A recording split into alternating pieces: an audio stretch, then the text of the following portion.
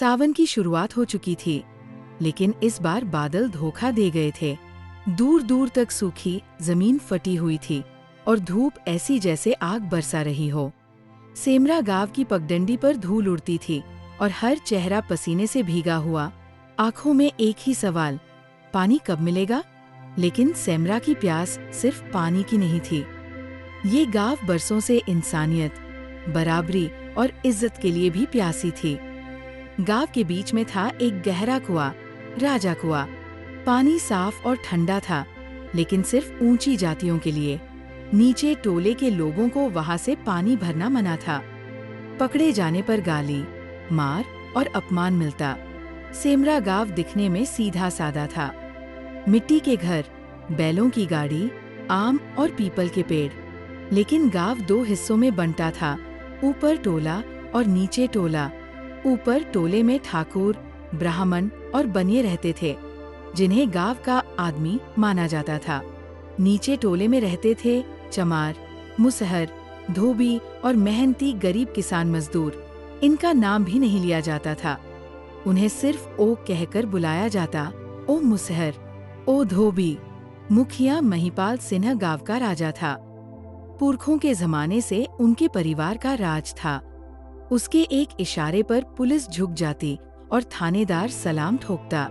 गांव की panchayat, ration card, सरकारी योजनाएं सब उसके हाथ में थी। उसने एक नियम बना रखा था, राजा कुआं से सिर्फ ऊंची जाति वाले ही पानी भर सकते हैं। जो भी इस आदेश की अवहेलना करे, उसे सरेआम सजा मिलेगी।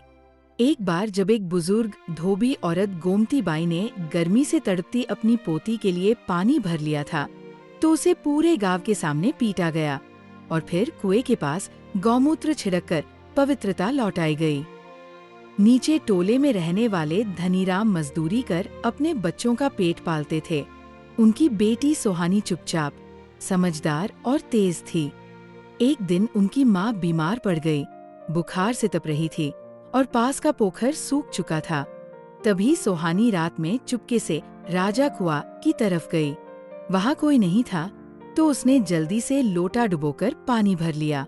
लेकिन दुर्भाग्यवश मुखिया का बेटा राजू सिन्हा वहां पहुंच गया। अरे चमारिन, तूने हमारे कुएं को छू दिया। राजू ने उसे बालों से घसीटकर बाहर निकाला, गालियां दी और गांव की औरतों को बुलाकर कहा, देखो अपनी औकात, अब ये भी कुएं से पानी भरेगी। औरतों ने लाठी से मारना चालू कर दिया। उस दिन सोहानी के लहूलुहान चेहरे और डरी हुई आंखों ने पूरे नीचे टोले को सन कर दिया। धनीराम ने पंचायत में फरियाद की, पर मुखिया ने उसे बुलाकर सबके सामने कहा, तेरी बेटी ने गंदगी फैलाई है, जिसके कारण पूरा कुआं अशुद्ध हो गया। इसके लिए तुम्हें सजा मिलेगा ही। उसे थूक कर चाटने को कहा गया। बेचारा धनीराम करता तो क्या करता, लेकिन अब धनीराम ने प्रण लिया, मर जाऊंगा, लेकिन अब चुप नहीं रहूंगा। गांव में एक नई हलचल शुरू हुई। अगले ही दिन एक गरीब किसान का लड़का नरेश आया, जो शहर पढ़ाई के लिए गया था। वह अंबेडकर के विचारों को दिल में बसाया था। उन्होंने गांव की निचली जाति वालों को इकट्ठा किया और कहा, जब तक तुम खुद अपने हक के लिए नहीं खड़े होगे, कोई नहीं देगा तुम्हें बराबरी।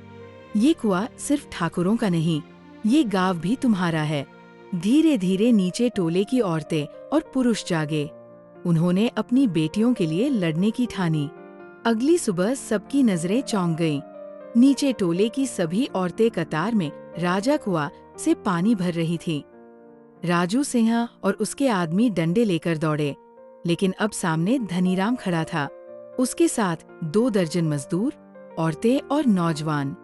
आज मारना है तो मारो, लेकिन अब कुआं सबका होगा।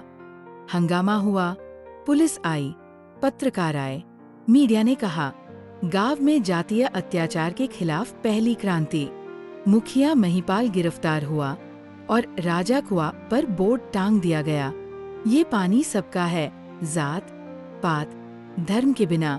अब सोहानी गांव की पहली नर्स बनी और गोमती बाई के नाम पर गांव का नया स्कूल खोला गया, गोमती समता विद्यालय।